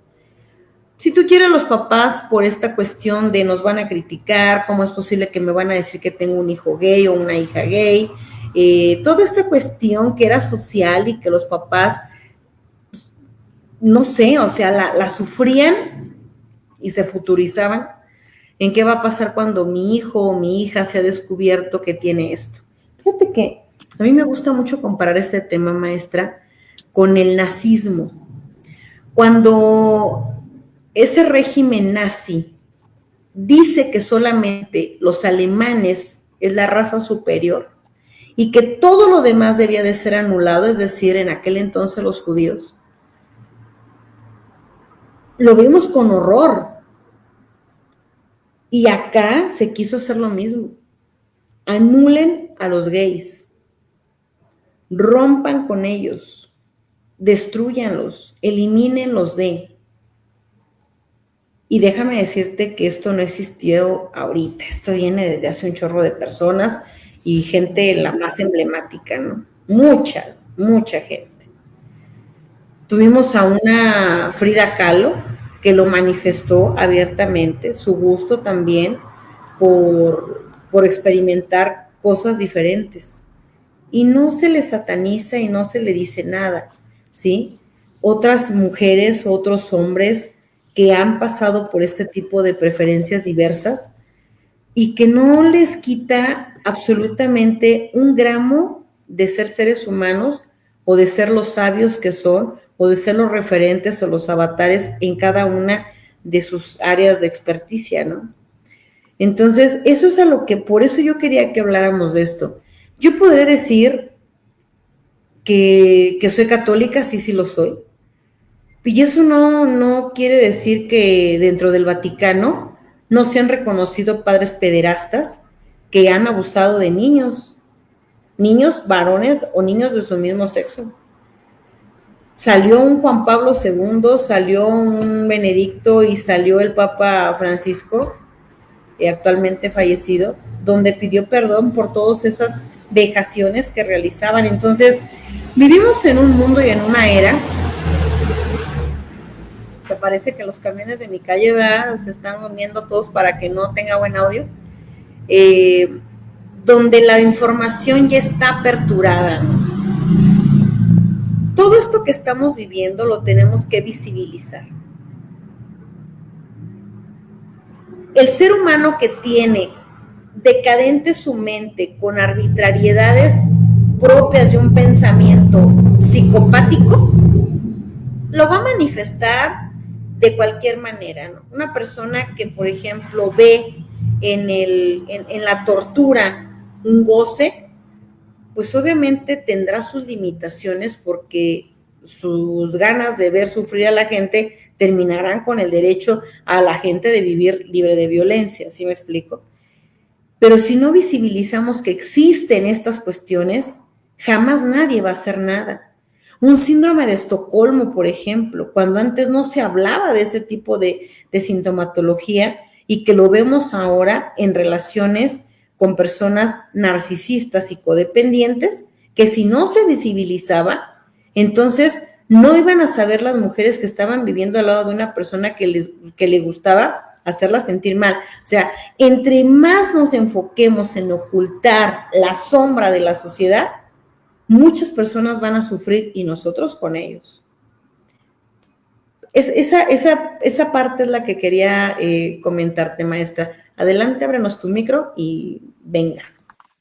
Súper, súper de acuerdo contigo, maestra Regina. El hecho de que no nos pronunciemos y empaticemos a favor de los derechos de las personas LGBTQ+, significa que también estamos abandonando ese derecho a nuestra vida privada, porque el mensaje es, a mí me parece muy claro, es como, no te metas en su vida y tampoco te metas en la mía, porque pues es que acá quien que viva como mejor le parezca, y el hecho de vivir las identidades de género, orientaciones sexuales y las expresiones de género de manera distinta no implica transgredir ningún otro derecho de las demás personas, ¿no? Porque únicamente lo que están haciendo es poder expresar el cómo, pues su vivencia interna, ¿no? El cómo se viven internamente. Entonces, sí que, sí que tenemos un gran camino que recorrer socialmente, porque como les digo, jurídicamente tenemos estas herramientas, sobre todo a lo mejor algo que sí necesito puntualizar es eh, que donde ya habíamos avanzado era en este reconocimiento de la identidad autopercibida a través del cambio registral, es decir, a través de esta modificación a las actas de nacimiento para que correspondan con, con el cómo se identifica la persona, pero ahora hemos dado un avance respecto a que ya no es necesario que yo llegue con el juzgador con esa acta de nacimiento o esa credencial de lector con el nombre que ya corresponde al nombre con el que me identifico, sino que así mi INE diga Juan Pérez, y si yo me identifico como Estrella Pérez, es suficiente para que el juzgador haga esa anotación y durante el proceso me llame de esa manera, porque está reconociendo mi identidad de género autopercibida. Entonces, eh, ese avance es muy significativo porque si jurídicamente existe una obligación, como ¿qué nos detiene en el ámbito social? Y pues, lo que nos detiene, ya lo hemos mencionado, ¿no? Son varios de nuestros prejuicios, estas ideas con las que hemos crecido, pero también creo que somos capaces de poder hacer esta reflexión y, y ser empáticos con las personas de la población LGBTQ+. Entonces, esta acción de inconstitucionalidad, la 140 diagonal 24, aún no he tratado como de cachar como tal ya eh, pues sí, la resolución, porque únicamente está el comunicado, pero de lo que se visualiza que trató básicamente es que se le daba esa excepción a los padres, es decir, que los padres sí podían realizar estas terapias de conversión. Una de ellas, como decías, que los trataran hormonalmente. Otra hormonalmente, pero pues en contra de su voluntad, ¿no? Porque no tenía nada que ver con su orientación sexual. Y lo que buscaban era, pues, justo empujarles a que no ejercieran esa orientación libremente. Entonces, otra también era llevarlas a terapias, les llaman terapias de conversión, pero ese artículo del Código Penal lo que decía, bueno, están prohibidas las terapias de conversión, pero los padres sí pueden hacerlo con la niñez, ¿no? Con niñas, niños y adolescentes. Entonces, esta acción de inconstitucionalidad se pronunció respecto a que sí es inconstitucional ese artículo del Código Penal, porque si bien, y eso es muy interesante, si bien hay una presunción de que los progenitores saben lo que más le conviene a sus hijos, pues está la presunción, pero ahí prevalece el interés superior de niñas, niños y adolescentes, y pues sí hay una anulación al ejercicio de su orientación sexual, su identidad o su expresión de género, claramente va a prevalecer el interés superior del adolescente, niña o niño, y no esa voluntad de los padres. Fíjate que ahorita me estoy acordando de un asunto también que tuvimos en una de las audiencias hace poco. Ay, Dios santo. La cosa que se ve. El señor dice que obviamente lo golpeaba porque pues él mostraba amaneramientos y que él decía que si le daba un correctivo con una vara de membrillo a tiempo, él iba a entender, y le pegaba también en sus partes, fíjate, él iba a entender que él era hombre y no mujer. Cuando platicaba con la esposa del señor, me decía que pues él no aportaba en la casa, que tomaba mucho, que era muy flojo para trabajar. Y yo le mencionaba esto, ¿no? Entonces, ¿a usted qué le tendríamos que hacer al haber estado evadiendo sus responsabilidades de obligación en materia de asistencia social, señor? Si nosotros actuáramos en consecuencia con su falta de ser proveedor de este niño, ¿no? ¿Qué castigo le tendríamos que poner a usted? ¿Con qué vara, de qué árbol le tenemos que hacer un correctivo para que usted entendiera? Ni me van a terminar corriendo de las salas de audiencias, maestra, de verdad, en serio, por mis pronunciamientos tan directos, porque yo no le veo que sean malos, son muy directos, como hoy nos pasó también en otra situación, y soy así, muy puntual, yo sí le llamo pan y vino al vino, ¿no? O sea, pero alguien tiene que decirlo. Fíjate que te voy a decir una cosa, yo amo mi estado de Guanajuato, siempre lo presumo. Tenemos una gobernadora muy valiente. Ella se ha pronunciado a favor de las personas o de los grupos que históricamente no tienen voz. Es una gobernadora todoterreno, de verdad, le mando un abrazo y toda mi felicitación y mi reconocimiento a la maestra Livia Denis, nuestra gobernadora. Habla fuerte, y habla recio, y habla directo. Ella dice, por ejemplo, las madres buscadoras, ¿no? Tienen derecho que se les abran las puertas, que se les den el apoyo. Las víctimas de los delitos tienen derecho a ser protegidas y que se les dé también ese apoyo. Los animales, los seres sintientes, ella se ha pronunciado en eso, y obviamente con las personas de la diversidad sexual. Es una gobernadora muy valiente, la primer mujer gobernadora en Guanajuato, y lo está haciendo muy bien. Ojalá que muchas personas tomaran el ejemplo de mi gober, y no por darle cebollazos, te lo juro que no, lo está haciendo muy bien. Yo lo veo de verdad, y lo que les pide a todo este gobierno que ella dirige es esa apertura, ese apoyo, siempre en base a la ley. Digo, es abogada, es maestra en Derecho Constitucional, o sea, digo, pues es obvio que vamos a tener una gran gobernadora, ¿no? Una gran mujer que nos pone el ejemplo.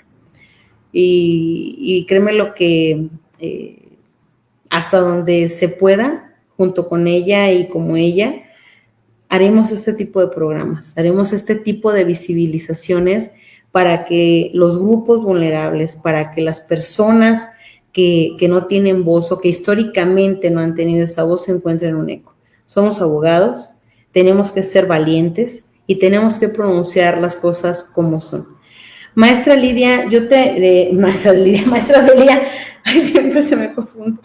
Yo te agradezco infinitamente, pero de verdad en el alma y en el corazón, siempre tu disponibilidad, siempre el gusto con el que nos compartes, siempre tu actuar, tu misión, porque yo siento que más allá de un trabajo es una misión la que tienes, de quitarnos la venda de los ojos o de quitarnos lo ignorante a muchas personas, porque esa ignorancia reside o da como resultado el que muchas personas puedan sufrir.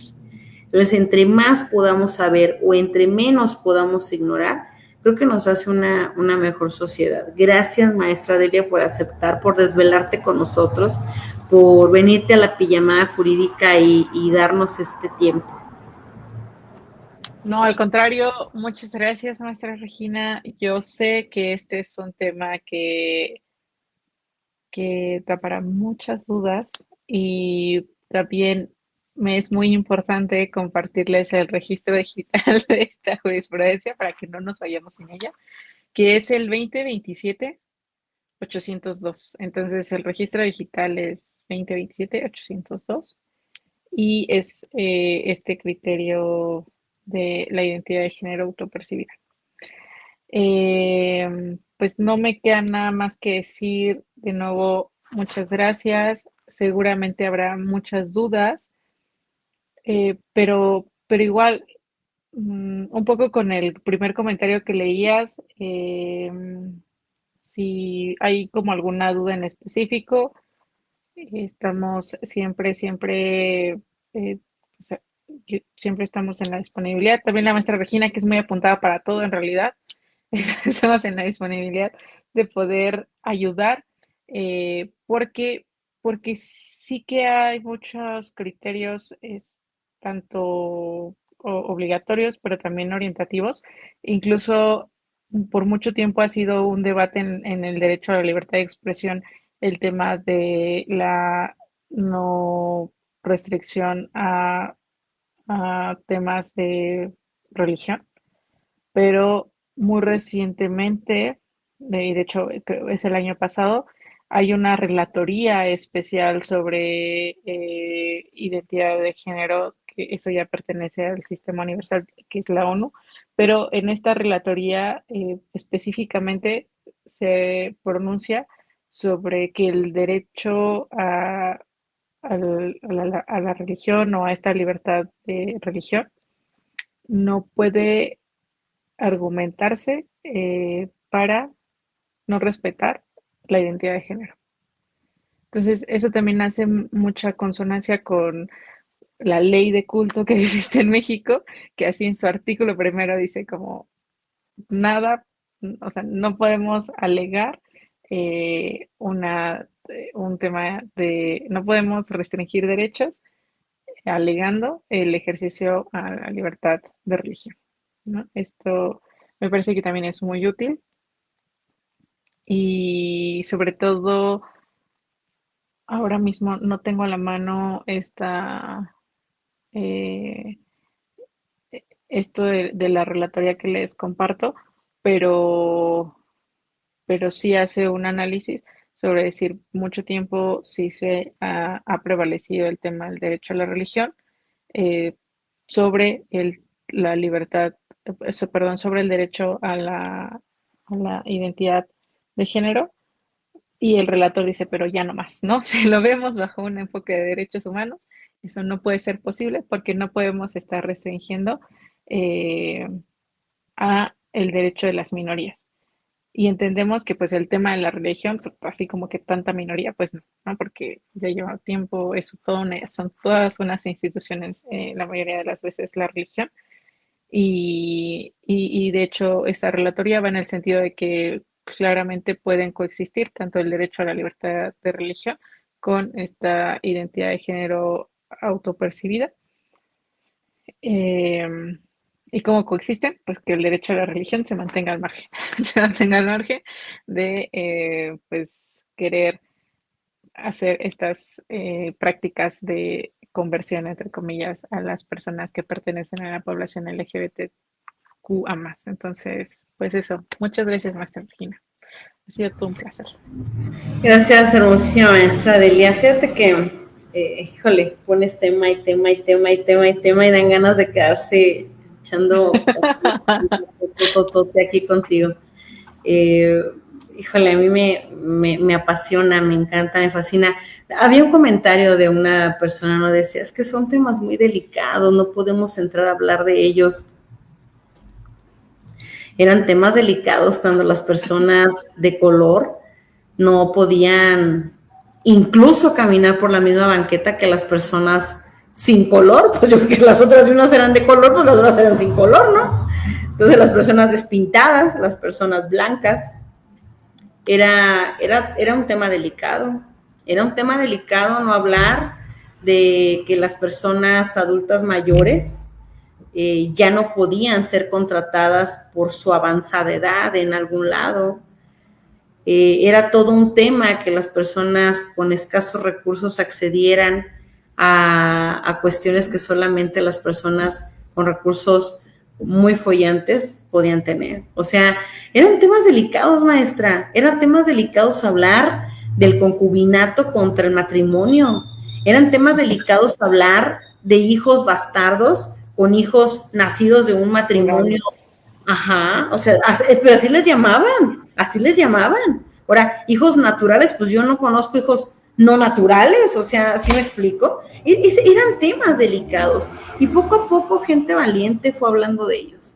No tenemos un año con las personas y el reconocimiento a las personas de la comunidad LGTBIQ+, no tenemos un año, o sea, híjole, estos están desde hace mucho y alguien tenía que entrarle. Si bien mi programa sé que nunca va a recibir un premio, yo sé que muchas de las personas que lo ven hoy tienen una apertura mental a los diferentes temas jurídicos, a los derechos que se tienen y hacer de esta una sociedad más tolerante. Eso es lo único que me puede quedar de felicidad. Yo sé que hay programas con más publicidad, pero me conformo con mi hermosa pijamada jurídica donde viene gente real. Eso me encanta y me fascina. Me fascina tu honestidad, maestra Delia, como la de cada una de las personas que han atravesado este umbral nocturno. De verdad, es agradecerles a todos ustedes lo mucho que se dan, lo mucho que nos comparten, la lealtad con la que actúan y sobre todo la honestidad desde la cual hablan. Maestra, no me queda más que darte las gracias, decirte que este es tu programa y que el día que gustes venir a hablarnos de todo lo que estás haciendo en la UNAM, de todo lo que haces en tus intervenciones en los organismos internacionales de los que también formas parte, tienes la ventana abierta, tienes la puerta abierta y este siempre será un lugar para que tú puedas compartir todas las bondades que este mundo jurídico nos da con gente tan joven, tan preparada como tú y que pues es necesario que nos compartan. Pues al contrario, muchas gracias de nuevo y cualquier duda, seguimos aquí. Seguramente sí es difícil despensar muchas cosas, pero échenle una leída a esto que compartimos y seguramente podemos pues avanzar en esa comprensión a esta complejidad llamada humanidad. Entonces, bien complejo. Sí. Muchas gracias. Sí, somos complejos. Bueno, muchas gracias, muchas gracias, gracias por todo, te despedimos, te agradecemos infinitamente, ve a dormir porque es viernes y el cuerpo lo sabe que ya no salimos tú y yo a festejar, que tenemos que dormir. Pero, pues ojalá espero verte muy pronto ahí en la ciudad de los Palacios. Ojalá Dios quiera que nos dé esa oportunidad de podernos saludar de manera personal. Si ya no nos vemos en estos días, te deseo que pases un 12 de julio feliz, un día del abogado muy bonito, porque realmente tú lo eres en toda la extensión de la palabra. Gracias por ser una maestra que nos cambió la perspectiva a varios de nosotros en esa hermosa maestría, en este centro tan bonito en el que estamos. Gracias porque fuiste de verdad un parteaguas hermoso. Yo le mando un saludo a la Mayra, la maestra Mayris, de verdad, en serio, no sabes qué gusto tenerla. A mis compañeros, al maestro Coyoc, a Gaby, a Aurora, al niño, al Golden Boy, le digo yo, a Víctor. De verdad, en serio, unos grandes compañeros, sobre todo el maestro Jesús Mogollán, por el que te conocimos y que de verdad, en serio, le echa muchas ganas a esta maestría. Al rector, pues le mandamos un abrazo. No quedó como magistrado, pero qué bueno, porque así le va a echar más ganas a las escuelas. ¿Qué tal no le íbamos a poder compartir entre la magistratura, pobrecito de Sicaju? Entonces, qué bueno que vivió la experiencia, pero tiene muchas cosas que hacer acá desde la academia. Así es que lo recibimos con mucha felicidad también al maestro Octavio, después de haber hecho una gran campaña. Hubiera sido un gran magistrado, pero yo creo que es mucho mejor rector y le hace falta más al mundo académico que haya. Maestro, cuídate mucho. Te mando un abrazote. Igualmente. Y aquí, al pendiente. Muchas gracias a todos. Gracias. Bye, bye. Y bueno, pues nos quedamos solamente con esta reflexión. Todas las personas que existen en la Tierra, en este mundo maravilloso, puede ser que existan humanos en otro lugar, no sabría decirle, pero por lo pronto los que existen en la Tierra merecen un respeto enorme. Todos. Fíjense que hoy le cuento rapidísimo, ¿no? Tuvimos una situación con unos jóvenes que están imputados. Y yo veía en esto aparte, ¿no? La oportunidad de defenderse, la oportunidad de poder salir al mundo y contar su verdad con una muy buena representación, en este caso un defensor, ¿no? Otras personas podrán decir, híjole, pero es que ellos son personas que cometieron algún hecho con apariencia de delito. Pues ellos también tienen derechos a que sean respetados. Imagínense más cuando son las víctimas las que sufren un menoscabo en cualquiera de sus ámbitos, ¿sí? Su vida, su persona, sus bienes. Créeme lo que de verdad poder decirle y poder hablarle de frente con la responsabilidad que se tiene que hablar y que decir para proteger derechos de personas es maravilloso, es una gran encomienda, es una gran tarea, pero es muy satisfactorio poder de verdad brindar una mejor calidad de vida a una persona que ha sufrido un menoscabo. Y pues también tenemos grupos vulnerables a los que nosotros debemos apoyar y en algún momento hasta proteger. Llámensele niños, llámensele mujeres, llámensele niñas, llámense adolescentes, llámensele personas de tercera edad, llámensele personas de comunidades indígenas, llámensele personas de color, llámensele personas con diferente idioma, llámesele personas con alguna discapacidad, tanto motriz como neuronal, llámensele personas divergentes, llámensele a todas las personas diferentes como humanos hay en el planeta. Yo le pido y le suplico que usted sea parte de las soluciones y no forme parte de los problemas. Decía María Félix, fíjese, en aquel entonces María Félix hablando de eso, ¿no? De la cintura para abajo, cada quien sus historias. Y yo creo que incluso de la cabeza para abajo, de la cabeza para arriba, cada persona merece un respeto para su pensamiento, para su actuar, siempre y cuando no transgreda el ámbito de otra persona, ni lo desfavorezca, ni lo menoscabe, ni le sea obstaculizante para otra persona. Ha sido un gran tema. Un tema que yo sé que cuando me vean van a decir, ¿cómo es posible que promuevas, que digas, que esto, que el otro? Pues no me interesa, la verdad. Hoy le quiero mandar un saludo a alguien muy especial. Yo sé que no está viendo el programa, pero le quiero reconocer nacionalmente su actuar, su fortaleza, las ganas de querer hacer algo por las personas de la comunidad LGBTIQ+, por las personas que sufren y padecen la enfermedad del VIH-Sida. Yo le quiero dar todo mi reconocimiento y mi cariño, que lo sabe que lo tiene, al arquitecto, porque es arquitecto, Arturo Álvarez, con esta comunidad, con esta organización que se llama Deus Ex. Me encantó verlo hoy en la pinta de las calles, gracias a todas las personas que le donaron pintura para poder visibilizar el orgullo de pertenecer a la comunidad LGBTIQ+, o más. Se ve preciosa la calle, con un arco iris pintado. Le echaron muchas ganas. El tráfico no paraba y pintaban la calle. Con los pasos de cebra, hoy lo pusieron de colores. Su lucha por traer un Pride a Irapuato, por formar parte de los Prides, a todas las personas que van a celebrar los Prides, ánimo.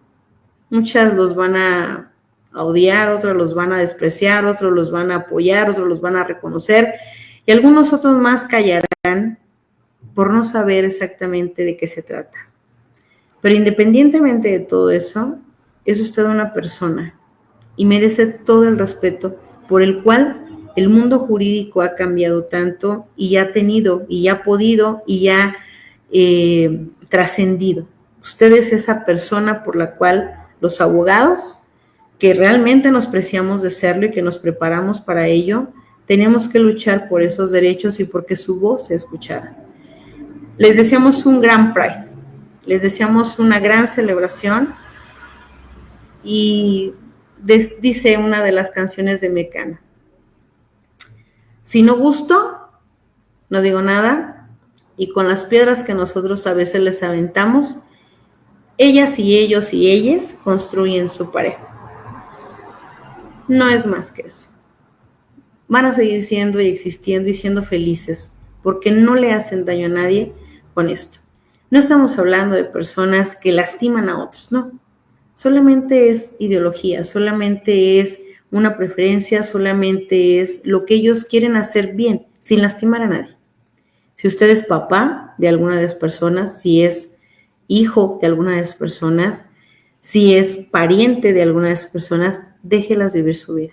Y hasta donde les sea posible, proteja este mundo de la discriminación. Que tenga un maravilloso, pero un maravilloso fin de semana, que sea muy productivo para todos. Dios bendiga al mundo y nos haga más hermanos que enemigos. Yo soy su amiga Regina Vallecillo Hernández, los saludo desde las paradisíaquísimas fronteras de Irapuato, Guanajuato, un lugar que da esta hermosísima pijamada jurídica. Ya los extrañaba, esperemos que nosotros también. No se preocupe, van a ver la transmisión. No sé cómo le voy a hacer para arreglarlo con Facebook, pero ojalá que me den oportunidad de no censurármelo y de que usted lo pueda ver en repetición. Y si no, pues ahí en YouTube, en Pijamada Jurídica con Regina Vallecillo, es Regina BH, ya no me acuerdo cómo se llama, pero se llama Pijamada Jurídica. Véalo allí por YouTube, véalo por los canales que tenemos, y hasta el próximo viernes, mantenga esa sonrisa, ese buen ánimo, y que todas las bendiciones que usted necesita las reciba inmediatamente. Abrazo para todos. Bye.